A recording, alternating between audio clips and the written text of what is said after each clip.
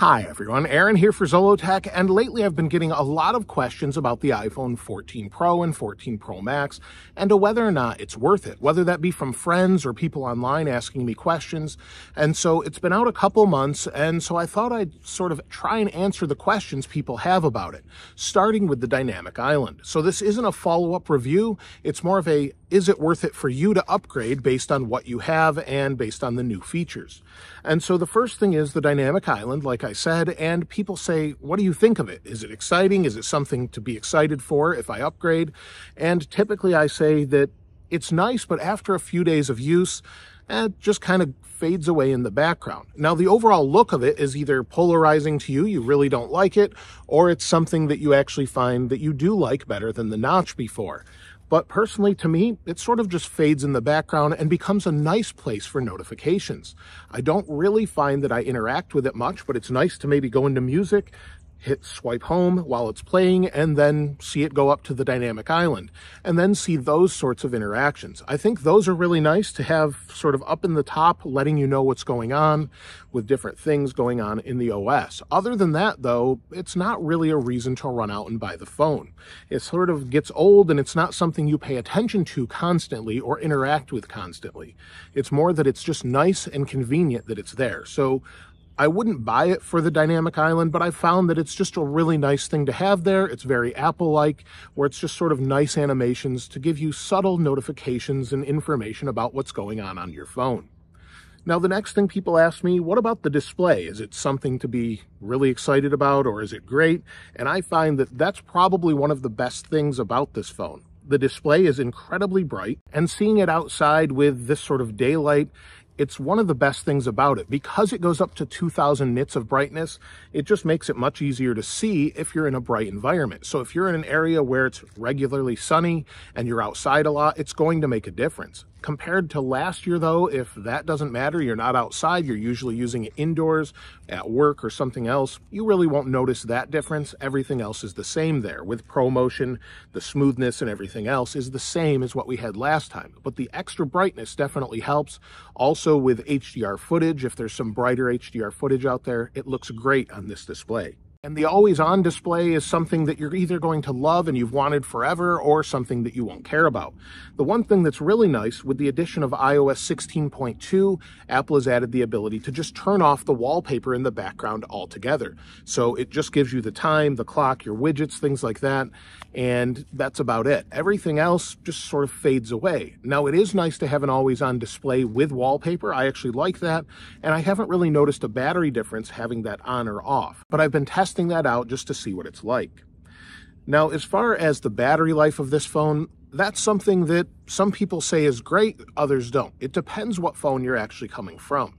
So if you're coming from an 11 Pro Max, that's where we've got really good battery life. With iPhone, you're going to see about the same sort of battery life. Now, technically, we have better battery life depending on what you're doing from the 13 Pro Max to the 14 Pro Max.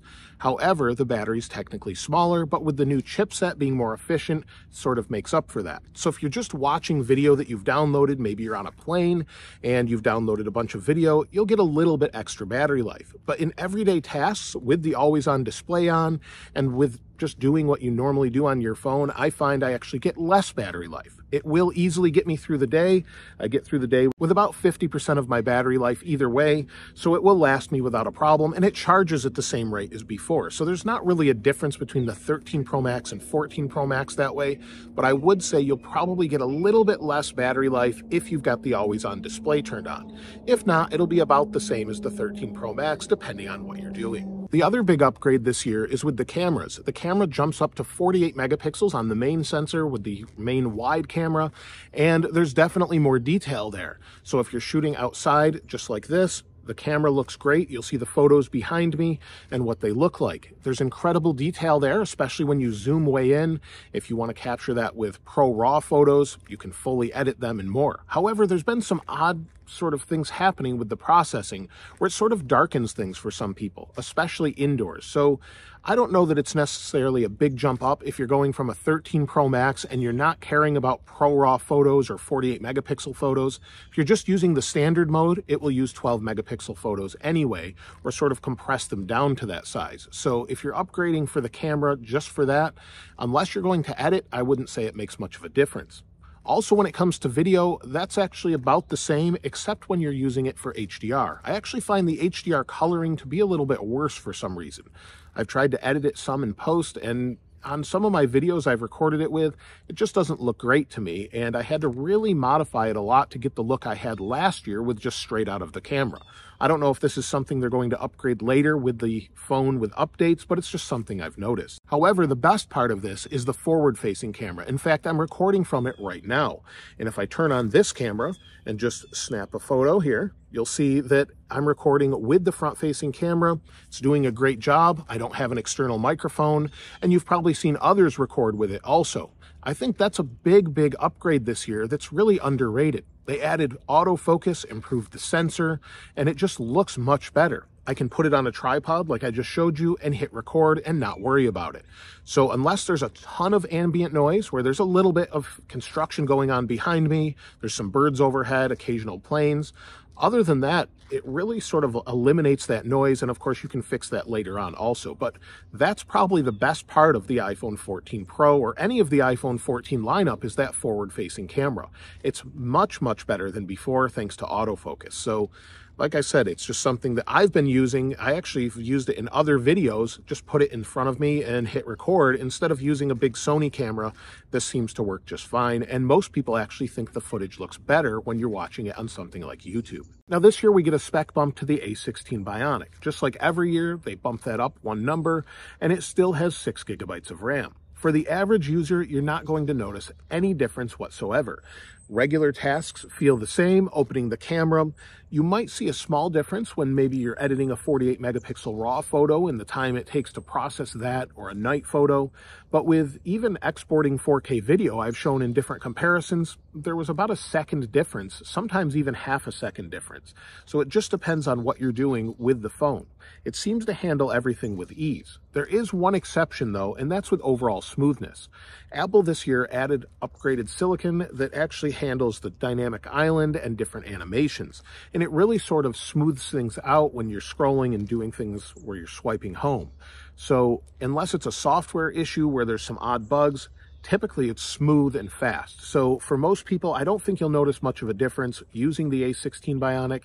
And I tell most people it's not really worth upgrading just for that. Unless you're coming from an older phone, then you'll notice a difference. In fact, my wife, when she upgraded this year from the 12 Pro to the 14 Pro, she didn't notice a speed difference at all. She noticed a difference with the display and the cameras. Last time, she upgraded from the iPhone 10 to the 12 Pro and immediately noticed how much faster it was. So this year, it seems to be less and less of a speed change from year over year, and it's still decent, but it's not really a reason to just run out and pick one up because your iPhone 13 Pro Max feels slow. I don't think you'll see much of a difference there. And so that's typically what I tell people asking if they should upgrade to the 14 Pro or 14 Pro Max. Normally, if the camera matters to you most of all, the forward-facing camera or the rear camera with 48 megapixel photos, then it's worth the upgrade. If you're in outdoor environments that are bright all the time, you'll notice the difference there also. Anything else, you probably won't see much of a change other than the physical change of the dynamic island. Everything else feels very similar, as the OS hasn't changed a whole lot either, and you have basically the same experience on the iPhone 13 Pro Max, with the exception of a couple different small features here and there with the camera. Otherwise, it feels very similar. So I don't know if it's worth it for everyone. For a few people, it's going to be worth it, but if you care about those 48 megapixel RAW photos, and you use your phone for photography the most, well, then it'll make a difference. But again, there's some odd processing from time to time that you may need to adjust those photos a little more than you're used to. Other than that, it's great for video, like I'm recording here, as I showed you earlier, and I definitely recommend it if you're on an older phone, or you can get a great deal, as quite a few of my friends have gotten good deals from their carriers recently, where they're getting up to $1,000 trade-in from their previous phones. So they're getting this for $100 or $200. Then it's definitely worth the upgrade. So be sure to check the local deals in your area. But again, every few years, Apple fully redesigns this, so you may want to wait. But let me know what you're doing in the comments below. I'd love to hear from you there. And of course, I'll link this wallpaper in the description like I normally do. If you haven't subscribed already, though, please subscribe. And if you enjoyed the video, please give it a like. As always, thanks for watching. I'll see you next time.